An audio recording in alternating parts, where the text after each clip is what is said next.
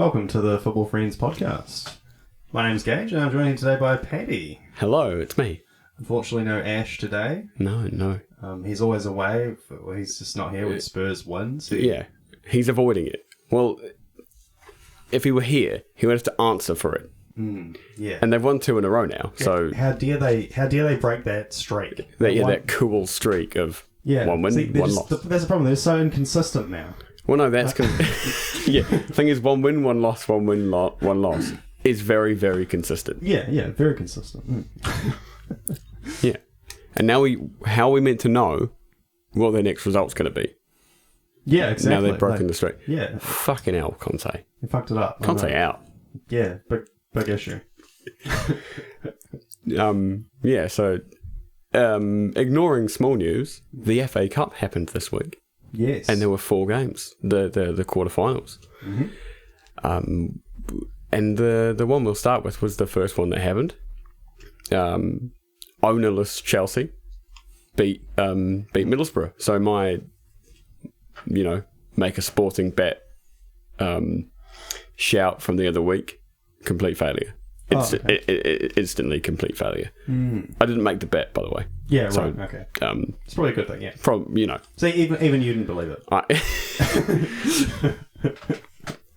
Yeah, I suppose that's true. I didn't believe it enough, otherwise I would have gone and done it immediately when it was available. Yeah, exactly. Yeah, I mean, Chelsea just looked a little bit too much for them. You were quite critical of the goalkeeper. Yeah, well, he just seemed to put a weak performance. But I mean, like you said, he seems like he's a young guy and probably just lacks a bit of experience. Those are still tricky saves. That they're shots that are hit really hard by tricky players.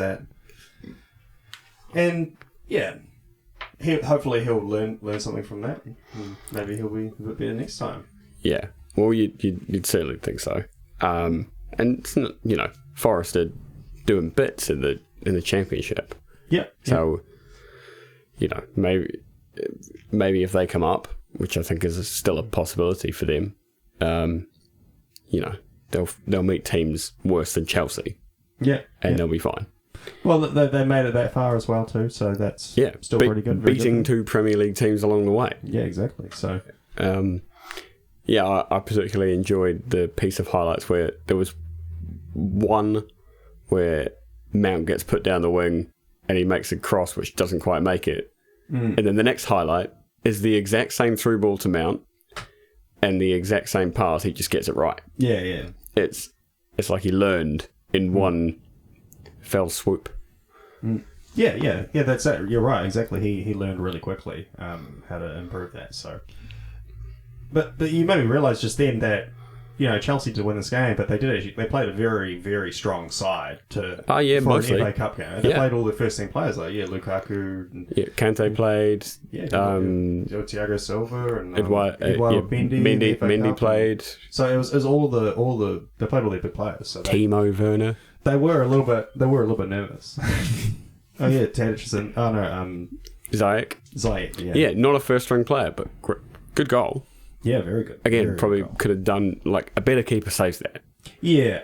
But we won't understand. We won't smash him too much. It's one of those ones where Chelsea was always going to win that game, and the way they lost wasn't too embarrassing. So. It's not that they got destroyed. No, it was just sort of 3 kind of tough goals to save that could have maybe done better. Well, and one of them was unsavable. So, look. A better keeper stops both of those from happening. Yeah, but true. But they were well crafted and well scored goals. Yep. Oh, just before we move on, I just want to talk about about Chelsea. And they're, like you said, they're ownerless, and we are hearing now that the latest I've heard that the valuation is $3.5 billion, and so whoever purchases Chelsea will be the largest sports team transaction in history. Yeah. So I'd say that Abramovich has made a pretty tasty profit on his original purchase. Yeah. So Let's just hope that money doesn't go somewhere naughty. Somewhat, yeah. Well, that was going to be my next comment. Like, 3.5 billion into the hands of a Russian oligarch with ties to the KGB. What's going to happen next? I don't know. Because they'll sell, if they don't sell the club soon, there's a possibility that they won't be able to activate their buyback clauses and stuff like that. So they have to make the sale quickly to be able to make transactions again. Yeah. Well, I've just seen that they're allowed to sell tickets again. So, right. So they've modified their status. How in some kind. way. Yeah. I don't know. Like, there's got to be a way of siphoning the money away from Roman Abramovich without, like, threatening the integrity of an English institution, of a football, like a football club. Like, I'm no fan of Chelsea, but them having their club, like, ripped to shreds effectively by the government is no good thing in my eyes. Yeah, it doesn't seem to be going like that. They seem to be just deals like this happen all the time. Like when corporate, they form big conglomerates and stuff like that. They become a monopoly and they get too big and they get told you have to sell off half the company. And usually this is handled through like a third party. Yeah. And I think that's sort of the thing that's happening here. It'll probably get sold to some Saudi prince, oil baron or something like that, and the money will just go straight from him to a Russian bank account. And sweet. So someone possibly even more odious than Roman Abramovich is going to be dealing in English football. Possibly, yeah. Cool. So anyway. Yeah, that's who has the money. Yeah. Sorry. Yeah, the naughty men. So yeah, you talked about some of Chelsea's buyback clauses. Mm-hmm. One of them is Livramento. Yes, of course. Who played in this game? Good, a seamless link there. I'm sure you'll say. Southampton 1, Man City 4. Yes. Yeah. He put in a good account of himself. But it's Man City. Like, even the highlights I was watching, it seemed that Saints were creating. You're off to get Roman now. Saints were creating some good chances in the first half, and they'd hit the post, and they'd hit a defender, hit a striker, bounce to the goalkeeper, and they'd just like fizzle out. And then City went down the other end of the pitch, got the exact same chance, bobbled in the box. Sterling just knocks it in. Yeah, easy. And I don't know, if I were playing against Man City, that would do my fucking head in. Like, we earned that goal. Yeah. You just got it. Yeah. Well, shit. Yeah. Can I just say something on Raheem Sterling right now? This is a bit of a rant, sorry. I didn't plan this, but have you seen that ad? It's a Nike ad, and it's like, impatience is a virtue. Have you seen this? No. Well, Raheem Sterling's in it. And it's just so funny to me because it's like, impatience is not a fucking virtue. What if you arrive too early and miss the goal, you faggot? Like, what the fuck? It's the dumbest slogan I've ever heard. I don't know what the hell Nike's on. Is he the only footballer? No. It's like, I think he's the only footballer, yeah, but there's various other sports. He's not the only athlete. Yeah. It's another sort of woke one, like trying to be cool. Yeah. But it's just so dumb, like for sports where it's all about like precision and timing and getting all those things perfect, and they're like, no, you should be impatient. Like, that doesn't make sense. It's like, I mean, it depends on. Yeah, so it's a virtue to, start the running race like early, like before everyone else, like false start. That's a virtue, is it? False 9, false start. Fucking hell, Nike! Like, who works in your marketing department? It's fucking trash, bro. You've missed the mark so many times lately. I won't even go into that. I feel like Nike's marketing campaign is directed towards just people who would accept a phrase like impatience is a virtue and go like, oh yeah. Yeah, I guess so. I don't know, but I hope young footballers aren't Don't think that. Look there and go like, yeah, I should be more impatient. But like, no, you should you should be very patient. It's like literally the opposite of a fucking virtue. That's how retarded they are at Nike. Yeah. Okay, so I ran over. That was just my... So it wasn't particularly at Raheem Sterling. Well, I don't know. It's a weird message. Obviously, he's just pocketing cash. I mean, and that's why it's a bad look. Can we just make this clear? Raheem Sterling is not part of Nike's marketing campaign. No, of course not. No, I mean, team. he's just sponsored by them, and they probably give him a lot of money just to... Like when we watched that video clip of fucking Oxlade-Chamberlain eating corn nuggets or whatever. It's like, he didn't even eat it. I bet he chewed it, spat it out off camera, and pretended to eat it. Yeah. Because he'd be he's like, bro, we don't eat this shit. We eat real food. We're athletes. Yeah. This is some delicious corn. Yeah. So it's just money, but it's a bad look. That's what I'm saying. Raheem, you're pushing forward the wrong virtue. This is some delicious money. Yeah, so... Yeah, they don't call him Raheem Pound Sterling for nothing. Yeah, exactly. Yeah. Yeah, so there was some other goals in that game. And one of them was scored by Phil Foden. And what a fabulous Phil. Fabulous Phil of the future? Yep. Can we get Phil of the... Fabulous Phil of the future. Come on, that's good.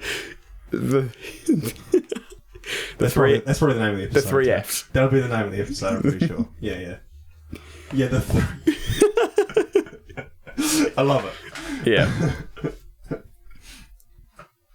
Yeah, it almost sounds like a compliment to a drummer. Yep. It's Fabulous Phil. Sure. Yeah, okay, I get you. Yeah. Thanks. Fabulous Phil Collins, right? Well, look, I've never seen Phil Foden drum, and I've never seen Phil Collins play number 10. Yeah. But I'm sure they'd rather stick to what they know. Yeah. I think it's a fair assumption. Yeah. Especially now, Collins has got to be 60. Yeah. Well, so anyway, what a strike it was. What a goal. Yeah, he kicked it and went in the goal. Yeah, killer shot. And as the commentator said, controversially, a man playing at the top of his career. Yeah, at the top of his career thus far. Yeah, but he didn't say thus far. No, he did not. And that's my...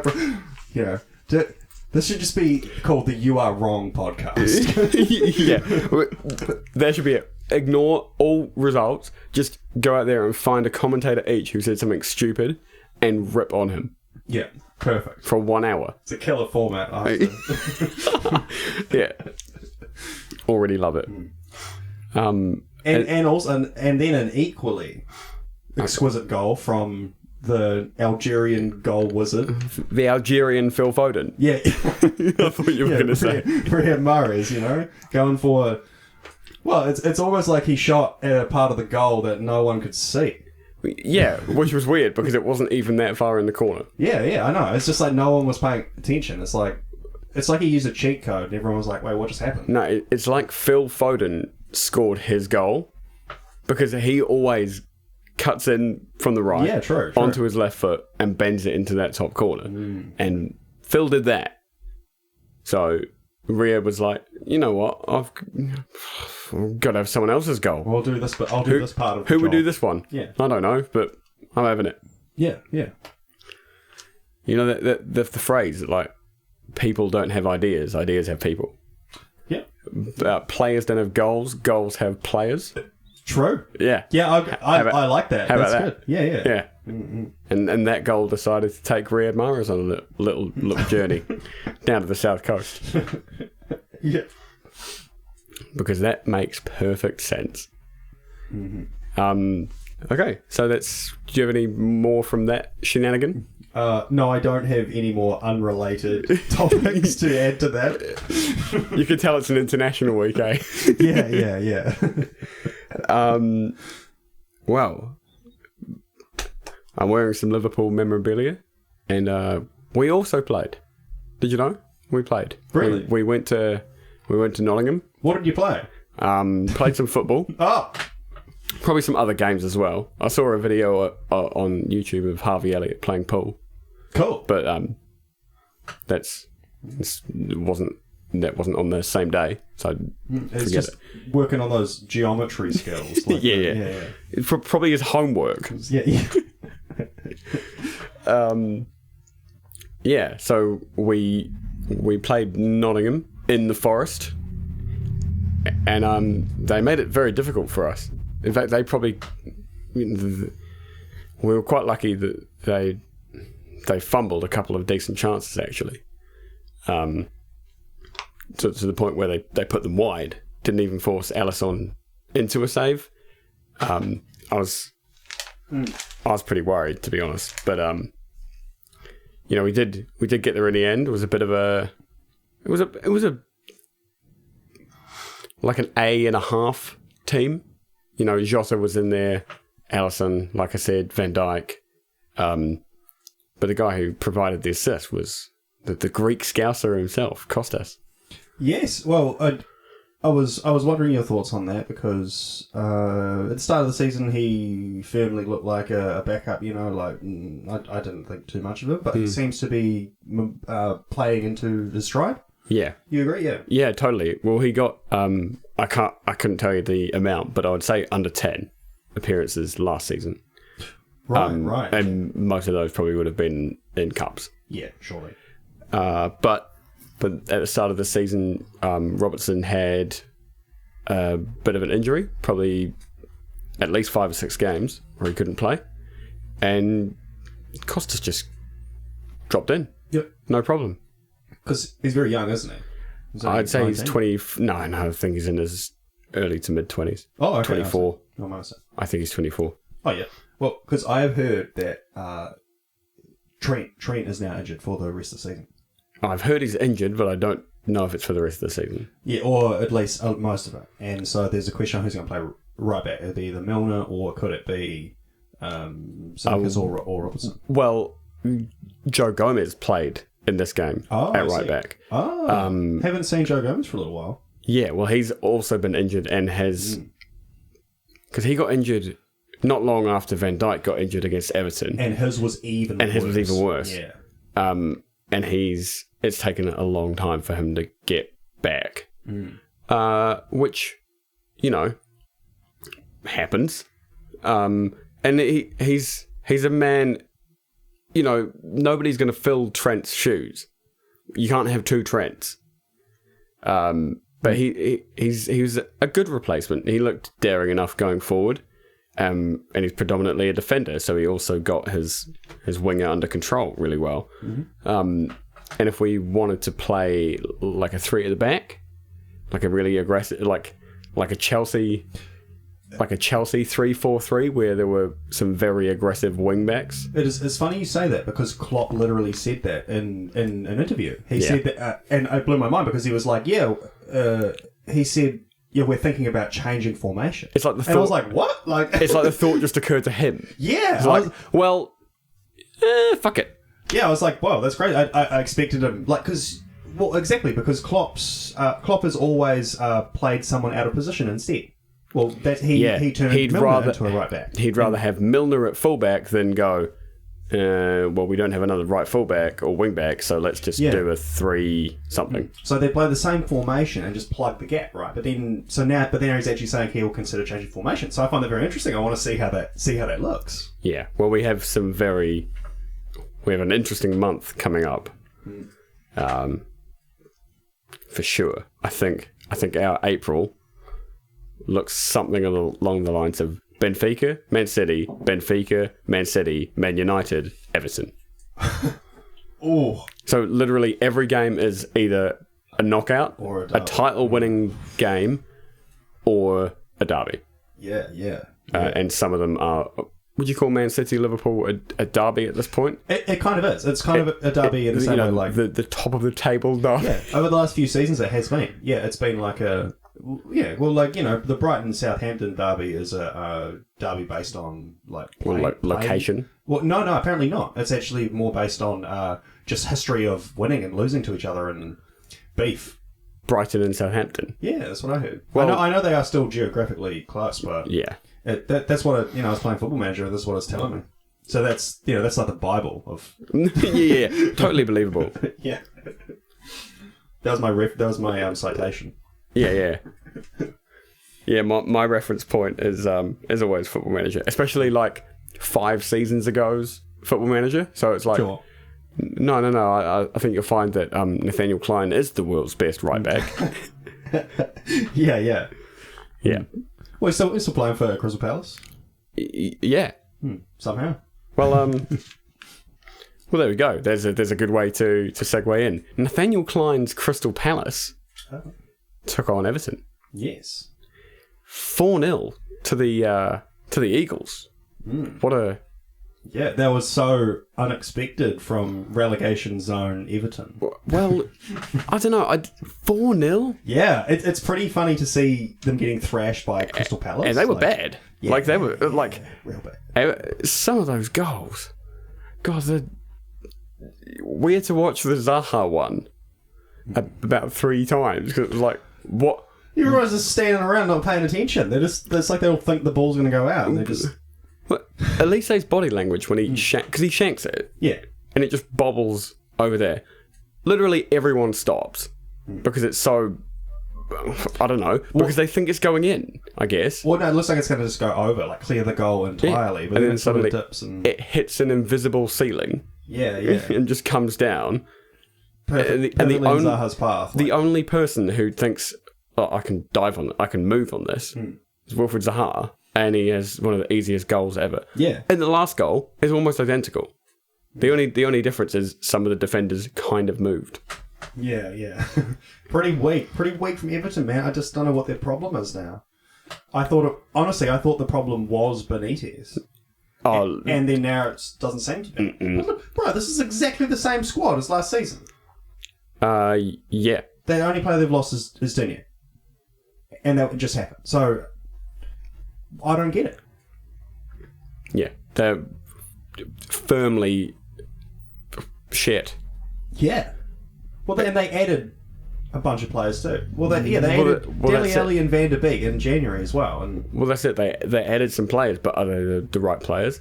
They were very desperate moves. So my boss is an Everton fan, as I'm sure I've told you, and so they've got the director of football, they've got the owner, and they've got the manager, and these things are kind of not working in sync.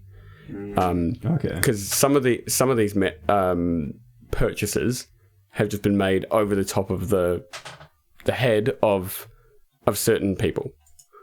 Like signings being made by the owner, and it's just like, yep, you've got him. Okay, so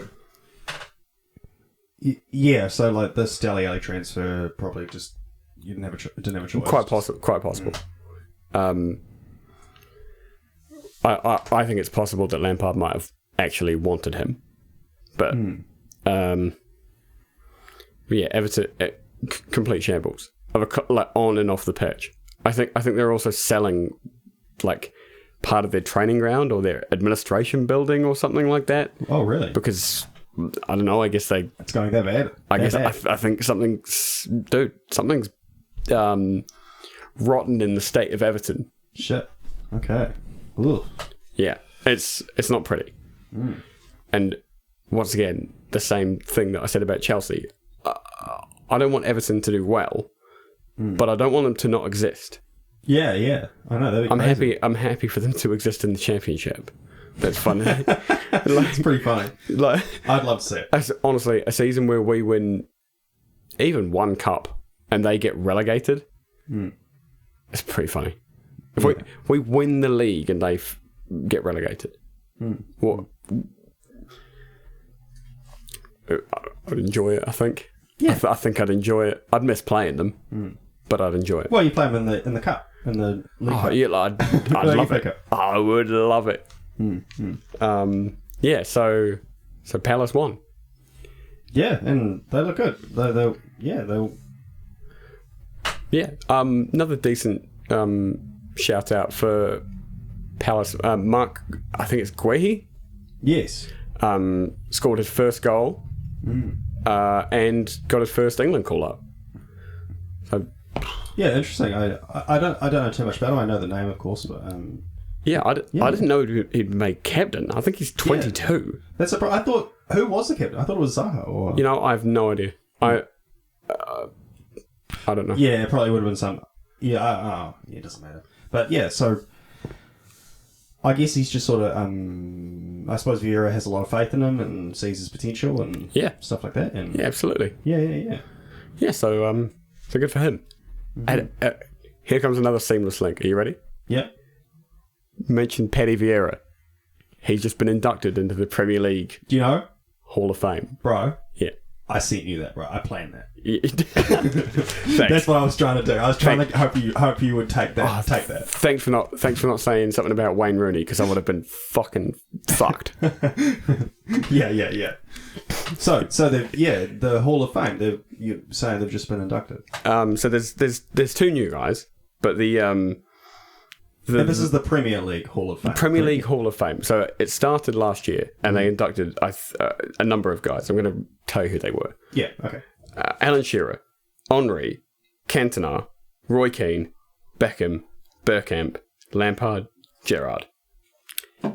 Certified legends, not only of their clubs, but of the Premier League era. Yeah, icons of the Premier League. 30 years. If you watch every single Premier League game, you'd know these guys. You'd know these guys. Yeah.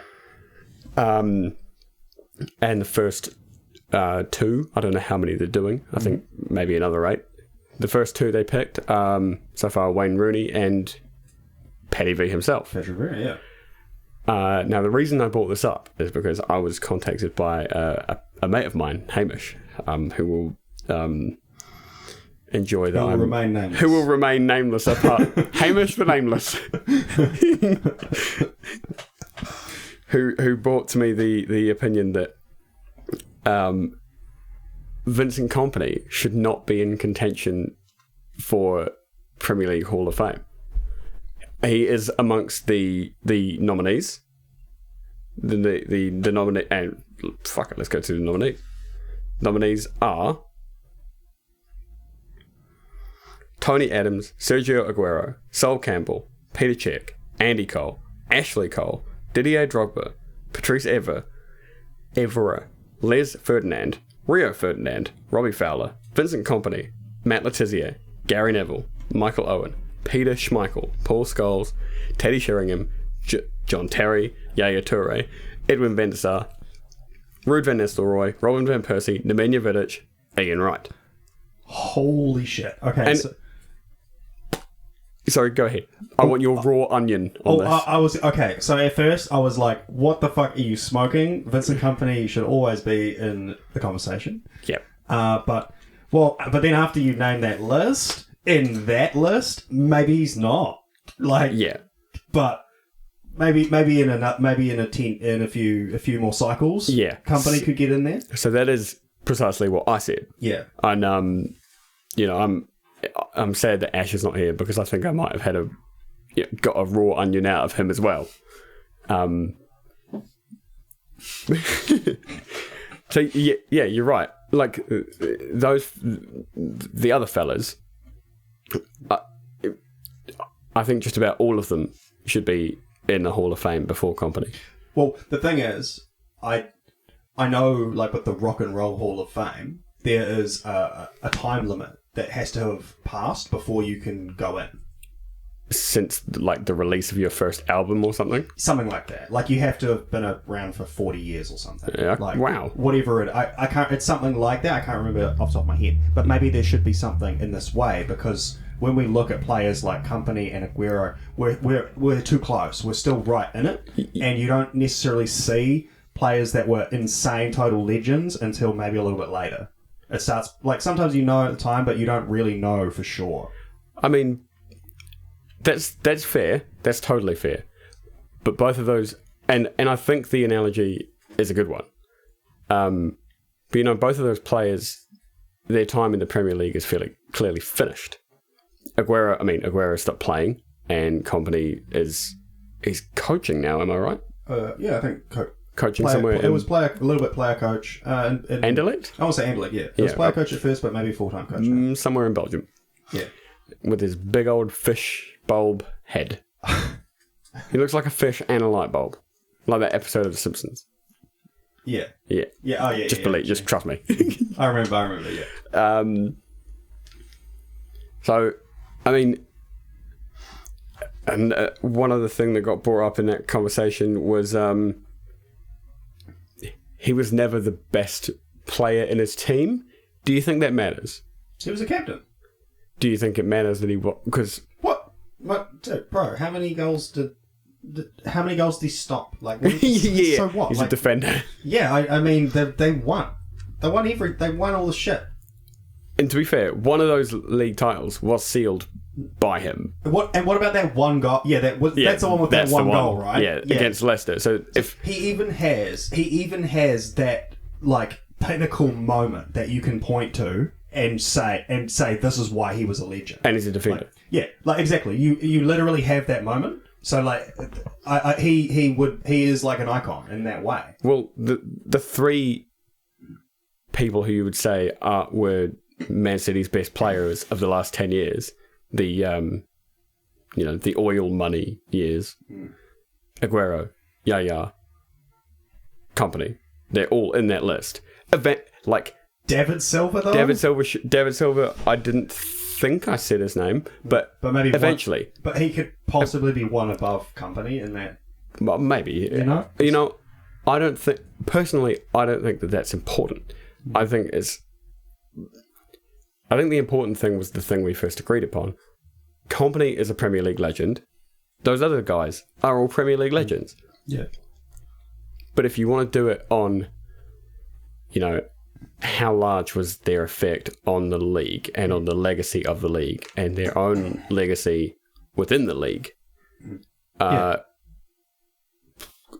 Company's probably a fair way down that particular list. Which I think is fine. I don't think there's any shame in being less of a legend than Peter Schmeichel. Well, that's the thing too. I mean, as soon as you want to say this, like, he wasn't the best player in his team, well, then we just start looking at all these other players in this list. And, a lot of them are total legends. But, like, they weren't always the best player in their team at all times. It's like, the last guy I mentioned was Ian Wright, who played up front with Henry and Bergkamp. Yeah, exactly. It's like he's the third best player in his front three. Yeah, so there's going to be plenty of other examples in why we should select Company in that way. Yeah, he'll make the 2025 list. Mm-hmm. I'm sure. Like I'm sure. Maybe not sure of that year, but he'll be He'll be inducted eventually. His accomplishments are probably better than most of City's history. So he will literally go down as one of the best players for City. Absolutely better than City's history. Yeah, exactly. They don't have a history. So he literally, like, he's one of the kind of revitalizers of this now giant club. Well, yeah. If you take any club's 10-year period from any club from any 10 years, and his medal cabinet is better than 99.9% of all of them. So, yeah. Well, that speaks for itself. It absolutely speaks for itself. He's got a big old head, and he scores shit. He scores shed loads for a defender, I'm sure. Mm-hmm. Either that or he just scored lots of important goals. Yeah. Maybe it's more like the second one. But yeah, you're right. Bro, he runs that shit, man. He is telling players what to do. And so when they do it, he gets a little bit of credit. Okay, and you want another point in this bracket? Who were his defensive partners? Was he ever in a back four where you went, oh man, like, we're playing Company and Van Dijk? No, they were playing Company and Otamendi, who was all right. They were playing Company and Jolly and Lescott, who was all right. Demichelis. Yeah. It wasn't until later, really, until they got, like, Laporte or Diaz. Yeah, and I don't think he played with Laporte very much. No. He kind of did. That was sort of the a little bit, but and it was. But that was his time to. Oh, and Fernandinho was because he got put back as a centre back. Like, no, but I'm saying, like, yeah, it sort of proves your point. He hasn't always had a amazing player next to him. Yeah. So yeah. Sorry, Hamish, but no, you're wrong, bro. Yeah. To be fair, when I said that back to him, he kind of agreed as well. Like company in a few years, once we've sorted out like if we're going, because the guys who were in the first section, the first 8, they're like the bona fide, it's Henry, Beckham, Lampard, Gerrard, whatever. We've got to scoop up all those ones first. Yeah, you've got like 15 years of Man United oppression on the league to get through, like an entire first team, or most of a first team. Same with Arsenal, and to be honest, same with Chelsea, and then a few Liverpool standouts to get through as well, and then the City years. Yeah. So there's a lot. Yeah. Cool. So I think that just about wraps that up. Well, do you have one thing I would like to talk about is my second home team. Is Ajax in yes. Amsterdam, and because I'm Dutch descent, my family's from there, so big fan. It was sad news the other week to have both of my teams eliminated from the Champions League at the same time. On the same day. Yeah, that was quite sad, but there was a good moment for the Ajax boys the other day where they played their rivals, one of their rivals, Feyenoord. Yes. And it was a fucking killer match. Fucking end to end, thrills and spills. Feyenoord go up 1-0 first, and looking a bit, I don't know, stunned by that. I think we actually discussed this game at the start of the season when Berghaus transferred. Yeah. Because this was, so he played for Feyenoord his entire career. Was it Feyenoord? I thought it was PSV. Nah, Feyenoord. Oh, was it? Okay, sorry. Played for Feyenoord his entire career. Yeah. And I believe this game was played on his birthday. He was also their captain, and now he transferred to their rivals. Yeah. And I think he gave away the first goal. Mm-hmm. He basically makes I don't speak Dutch, but they were going, he's a Berghaus de mishap. Yeah. Well, there was a lot of people fucking up in that one moment. So. Oh yeah, I think it was the first one that it hits the defender on the face and then goes to the other attacker, and then he just It was a bit of bad luck, bit of dumb, bit of everything. A bit bad and a bit unlucky. Yeah, it was definitely insane though. But and then they scored an absolute ripper of a second goal. But the moment that we were being asked to speak about was, the end. Mm. So they did in the end win 3-2 with a great goal from Anthony. Yeah, fake Richarlison. Yeah, fake Richarlison. He's like, he's like trying to be Richarlison. I don't know what it is.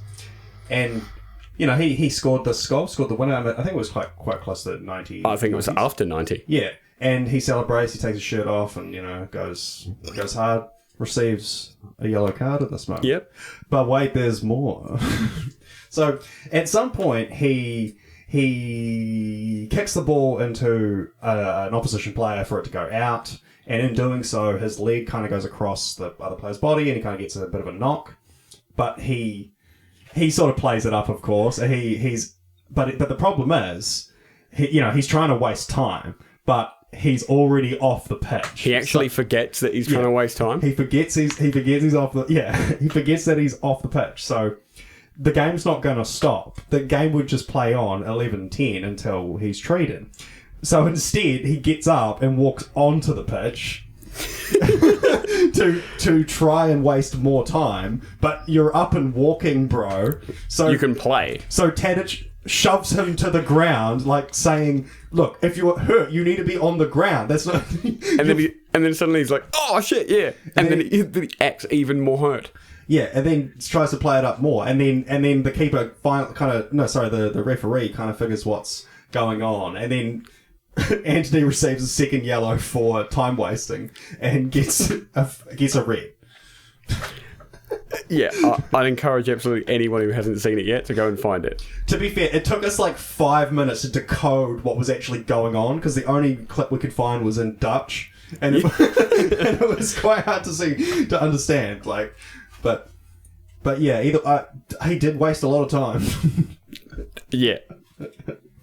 So it's like watching Suarez at his peak. You know, the shithousery. I mean, to be honest, in most attempts to shithouse, you don't get sent off. Mm-hmm. So maybe it's you try not to, yeah. He lost Sergio Ramos. He lost the. That's different. He lost the battle, but they won the war. Ajax. Yeah, so a great win over a rival. So pretty happy about that. It's good. Team looked really, really solid, to be honest. Actually, yeah, I thought Gravenberch really... Yes, very good player. Yeah, very young player, up and coming, looks great. Yeah, totally. Extremely impressive. Yeah. Yeah, okay. So I do have one more point, but I can say that for the end if you want. Do you want to? It's short. I just wanted to mention that this new financial fair play rule that I just only read about this like 10 minutes before we started recording, but from what I understand is when Barcelona had their financial trouble with wages and stuff just recently, that was because of a domestic Spanish league law where your wages could not exceed 70% of your income or expenses or whatever it is. Yeah. Can't exceed 70% of how much money you have. And that was a problem for Barcelona because they had big high wages, and that meant lots of players had to be cut and so on. Now the talk is for this rule to be implemented for every team in Europe and for conditions for the Champions League and stuff like that. So, and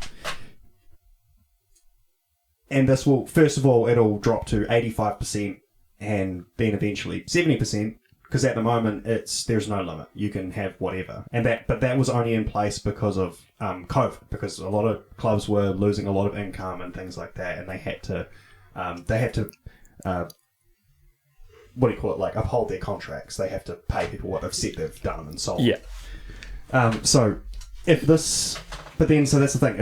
If this rule was implemented, there would be 40 top flight teams currently violating this law. It's a lot. It is a lot. And I mean, you know who it's going to be.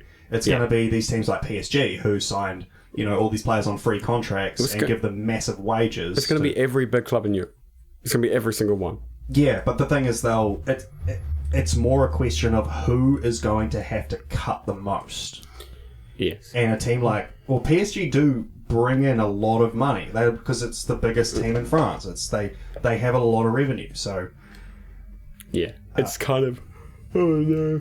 Well, because with say Manchester United, you would think maybe them, but maybe not because they are the second now I think largest income of any team. One of the biggest products in terms of a football club. They were first in the last 10 years at some point, but it's always changing. So with the amount of income they have, it's quite possible that we would still just be under it somehow. But yeah, it kind of depends on where it has to come from and all sorts of shit like that. But that's it. All of these teams that, like young teams that are investing a lot of outside money, they're going to be the ones like your Leipzigs and your Hoffenheim, like a lot of those clubs may be in trouble. And then teams like PSG and stuff like that. So it could be a problem, but I suppose the only way is to wait and see. But if it comes to it, that they're going to have to kick out Real Madrid, Chelsea, Liverpool, Juventus, both Milan. If it comes to it, that they're going to have to kick out all of those teams from the Champions League, they're just not going to do it. No, they've said they will relegate them to the league below. Fuck. So you'll play in either Europa League or Conference League or something like that. Yeah. So. What, and just swap you with a Europa League team? Yes, sir. Yeah. You've been promoted. Yeah. That's how Spurs can qualify. That's it. You're better off qualify for the Europa League this season because all the top 40 teams will be stripped from the Champions League and you can get in. Yeah. Just don't try. Finish 6th. You'll still get in the Champions League anyway because the top 4 teams spent too much money. That'd be great. I love This is how Spurs can still qualify. Okay, great. So Cool. So the last thing on my list is the relegation race, which nobody wants to win. Wait. Well, yeah, I suppose you don't. Yeah, You don't want to win the race to be I relegated. mean, you want to win, but you don't want to lose Yeah. the race. What? See, it's weird. I mean, Norwich are the Usain Bolt of this race. Yeah. So when I first sort of came up with this, I'm not the first person to do a run-in, but I included Leeds. But now I think that Leeds are probably... They're 4 points above Everton, having played 3 more games. But 3 more games for Everton is not the promise of 4 more points. Zero more points. It's probably the promise of 0. So what I'm going to say is Norwich are currently dead last. So that looks pretty sick. 29 games, 17 points. Goodbye. Burnley are actually 19th, below Watford. 27 games, 21 points. Not too much better. Not much better. Watford, 29 games, 22 points. Everton, 27 games, 25 points. Leeds, 30 games, 29. Yeah, so it's kind of funny because the teams that kind of shouldn't be there, they're the ones that have the games in hand, and it's kind of like whether or not they can actually win those extra games or not. Yeah. Well, Everton still have to play Watford and Burnley. So okay, that's quite good for them. So, well... I mean, that's the thing. If they can win those 2 games, they're probably good. If they win those 2 and lose every other game, they will probably be fine. Yeah, so... If they lose either, they might be in a bit of stick. Yeah, okay. Because it's probably between... It's going to be 2 of those 3, pardon me. Norwich, look, they're not climbing out. But I have... Yeah, Norwich looks pretty set. I can't see any other way, but it's, Burnley, Watford, Everton. Yeah. And now even Leeds have pulled ahead a little bit. Yeah. Well, Leeds won a game since we last talked. How about that? Yeah. How about that? They've actually won a game. And Newcastle not even in the conversation anymore. They're Newcastle are Newcastle are 4th. Yeah. So these are the games. I might have jumped ahead or behind here because I took these screenshots a little bit of time ago. Burnley still have to play Villa, Everton, Southampton. I think they've already played Brentford. They have. They've got to play Man City. And they've got to play Spurs, Newcastle, Norwich, West Ham, Wolves, and Watford. So they also have to play the other 2 teams fighting them for relegation. Yeah, right. Which means that Watford do as well. Yeah, definitely. Because they've got to play Everton and Burnley. So, honestly, those are big matches, man. Those sets of games, honestly... Probably the most important ones, really. At the moment, I can see Watford escaping. Yep. Because Watford are actually capable of scoring goals. Kucha Hernandez is capable of scoring goals. The coach. Yeah, the coach. Yeah, capable of doing a backflip and scoring a goal. The reliable coach, mate. Fabulous Phil and the reliable coach. That sounds great. Honestly, that's an 80s... Fabulous Phil and the reliable coach. I love it. That's amazing. That's an 80s band I would definitely listen to. Yeah. Yeah, that's beautiful. Yeah, you're right. Watford have... That's the thing. In this situation, all you have to do is win 2 games in a row, and you start going, you're probably not relegated. Yeah, well, it's not like... Because how many did Newcastle do? Newcastle won 4 games, and suddenly they weren't shit. Yeah, they're just like, oh yeah, sweet, we're not that. And Everton's games, Burnley, Leicester, Crystal Palace, Watford, at this point, so my picture contains Wolves and Newcastle, but I think they've played both of those. They even won one of them. West Ham, Man United, Liverpool, Chelsea. That's a fat 0. Another game against Leicester, Brentford, and Arsenal on the last day. Dude. So that is so tough. Their last games are fucking hard. And even a lot of the games in there too, all the so-called easy teams are the teams that they're fighting relegation for. Well, yeah, they've got to play Watford and Burnley. Yeah, and then Newcastle's in there. They've already pulled ahead, so they're... Oh, they already played that game and won. What was the other one then? It was Southampton was in there. No, it's Crystal Palace. Crystal Palace and Brentford are the... And Crystal Palace on form at the moment. Literally just beat them. Yeah. Literally just beat them in the FA Cup. Yeah, so that's probably another loss. And then, what was the other one you said? Brentford. Brentford have actually pulled into form again just recently with Ericsson returning to the team. And again, like they may actually be, by the time that match happens, they may be even more dangerous. Well, or they may be on the beach because they've got enough points to secure stability. Yeah, definitely. So, and Everton will actually be playing for something. Whether they can muster some ability is a totally different question. And then they've got Leicester in there twice, and Liverpool, Man U, that is so I think, rough, man. I think it's their next 4 games, but some of these are to be decided. Yeah. So they need to be scheduled because of COVID setbacks. Yeah. But their next 4 allotted games are West Ham away, Manchester United at home, Liverpool away, Chelsea at home. Bro, that's 0 points. How are they going to get points? That's 0 points, man. Holy shit. Yeah, even if Man U play on a bad day, they'll probably still win. Yeah. Well, we have something to prove at the moment too, so the players are going to go like, come on, we can at least beat fucking Everton. Yeah. So come on, lads, it's Everton. So what I see is sort of rip Everton, bro. That honestly, sounds they're fucked. That's real bad.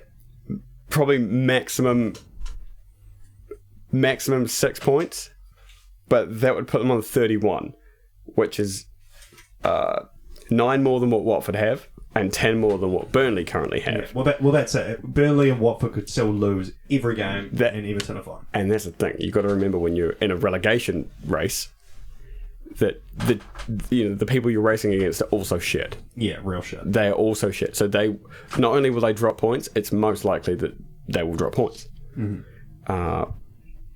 So Watford's final games, let's find them. Mm-hmm.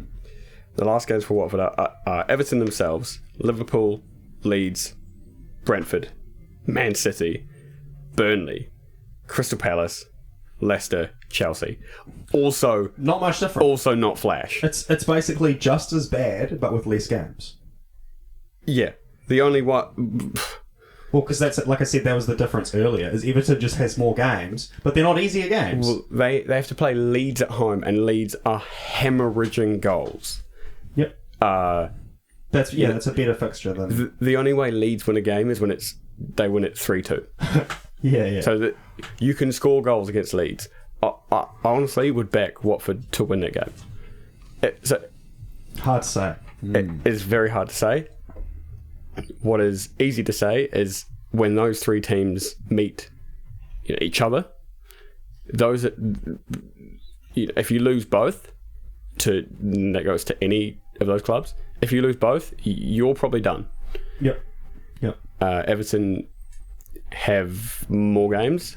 Burnley have the same amount of games, and Watford have less. That's the only saving grace for those 2 teams. Honestly, even after all that though, I still think Everton will scrape through. Because, like you said, I think Watford at least will lose a lot of games, and it might not matter. I think Watford will survive, and Everton will get relegated on the last day. It's kind of. I think it's So you think Burnley is I think Burnley don't score enough goals. Burnley's primary source of points from a lazy Burnley point of view is through getting 0-0 draws. Yeah. Most of the time, they don't score more than one goal. And most of the time, they don't score more than 0 goals. They're very miserly at the back and very unproductive up front. Yep. And you need to score goals.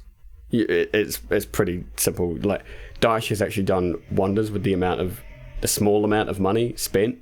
Yeah. While they've been up, and I think that this is certainly their time. Probably their time to go down. I think Burnley are going down. Makes sense. Yeah. And I think if Watford beat Everton by a handy amount, they're done. That could be it. That could be the most important match. Because I think you're right. I think Norwich and Burnley will go down for sure, and that last spot is either Watford or Everton. Yeah. Fuck, man. And then of course the league is in Liverpool's hands. So just imagine from being a Scouser of either colour, or one who supports Tranmere Rovers, and seeing Liverpool win the league and Everton get relegated. Crazy. Or this, if you were a time traveller from like 1983, when the best two teams were Everton and Liverpool. Yeah. Crazy. Not in that order. Yeah. And you travel and it's like, are the two Liverpool teams still the best in England? It's like half right. And one of them. Well, we'll see. Title race ain't over, mate. No, firmly isn't. But that that game's coming. Yeah, that is coming over the horizon as we speak. That's going to be an insane match. That's one of the biggest matches. It looks like a lot of these things are going to be decided head to head, which is very exciting. Oh, I love it. Yeah, it makes me very, very happy that the teams playing off for the same spaces have to play against each other. Yeah. So of course there's 8 other games to play. After. Not including those ones. Yeah. But there are 8 games where it's not against Man City. Yeah. Or from Man City's view, it's not against Liverpool. Mate, squeaky bum time. Yeah, 100%. And then there's the Champions League as well. Yeah, and then there's the FA Cup as well. Yeah, that's what I was saying to you the other day, right? It could actually turn out that you'll play City in the next round of the FA Cup, and then possibly versus Chelsea in the final. Well, yeah.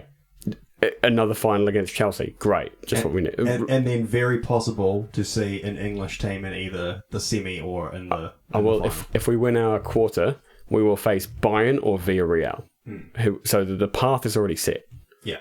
And then the other side of the bracket contains Chelsea, Madrid, City, and an 8th team who escaped Atletico. Oh, okay. So you couldn't. Yeah. So I couldn't play. We couldn't play either Madrid team or City or Chelsea in the semi. Only in the final. Yeah. Okay. Should we make it? So it's going to be familiar. So mathematically possible to face Chelsea in 3 cup finals. That'd be crazy. I want to win them all. I want to win them all. And it's pretty much as simple as that. I think you want to do all 4. I want to do the quadruple. Yep. Who doesn't? No one. Yeah, exactly. So. I think the only time you do that is when you're playing silly buggers on Football Manager, and your team's way too good. But who knows? It's as long as it's mathematically possible, I'm going to keep saying it. Yeah. Put it into the universe. Say 1 point. Yeah. Well, honestly, that's the most likely one. Mathematically, probably. Yeah. Right. Okay. So yeah. Anything else? Fuck Tim Sherwood. Yeah. Yes. Yeah. Continuously. Preaching to the choir, mate. It's... Yeah. Okay. So. Was there something else we had? I can't remember. I thought I had one little thing. No. No, okay, all right. Well, that looks like about it. Next week, hopefully, we'll have Ash back again, and we'll see how it goes. No, that's what it was. So I remember now. It came back to me. It was the international fixtures that are coming up. Yeah. So I know that the Netherlands, because I support Netherlands as well. Like I said earlier, Ajax. Netherlands are going to play Denmark. Is that a qualifier? Or is it just a friendly? Oh, good question. I haven't actually looked. I'm not sure. I think it's a qualifier, but that's cool. That's a good match. Good balanced match. Netherlands have been pretty not great for the last while, and which is a bit disappointing. But maybe they'll come back a bit better. It's all right. They'll pull it out. Yeah. So happens. Yeah. Yeah, and we've got friendlies against Switzerland and Cote d'Ivoire. Okay. Ivory Coast. Mm-hmm. And I've actually been looking at who New Zealand are going to play, and there's still Oceania qualifiers to go. Right. True. It's because, and honestly, because COVID shut down a bunch of qualifying series, right? So I don't know how New Zealand is going to qualify.